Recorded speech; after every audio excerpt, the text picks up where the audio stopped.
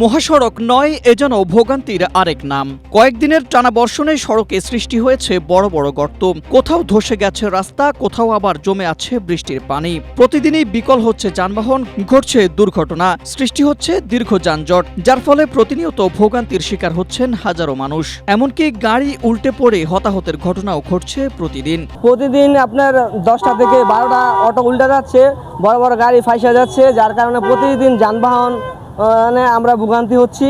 রাস্তা অনেক ভাঙ্গার কারণে গাড়ি প্রতিনিয়ত উল্টে যাচ্ছে। 5-6টা গাড়ি উল্টে গেছে অলরেডি, হ্যাঁ। এবং আমার বাগিনার গাড়ি উল্টে যাওয়ার পরে হসপিটাল ভর্তি করা হয়েছে।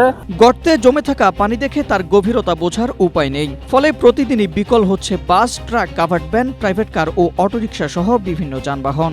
দীর্ঘ যানজটে আটকা পড়ছে রোগীবাহী অ্যাম্বুলেন্সগুলোও। সময় মতো স্কুলে পৌঁছাতে না পেরে চরম ভোগান্তিতে পড়েছে শিক্ষার্থীরা। তাদের সমস্যা হচ্ছে, আর যারা রোগী নিতে পারি না, আর যারা নাকি আমরা খেতে খাই, তাদের সমস্যা হচ্ছে।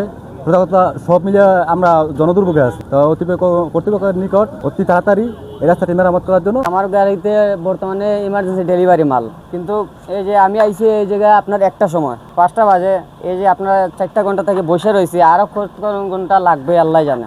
নারায়ণগঞ্জের রূপগঞ্জ উপজেলার ঢাকা সিলেট মহাসড়ক ও নির্মাণাধীন এশিয়ান হাইওয়ে বাইপাসের বিভিন্ন অংশ ভেঙে তৈরি হয়েছে অসংখ্য বড় বড় গর্ত।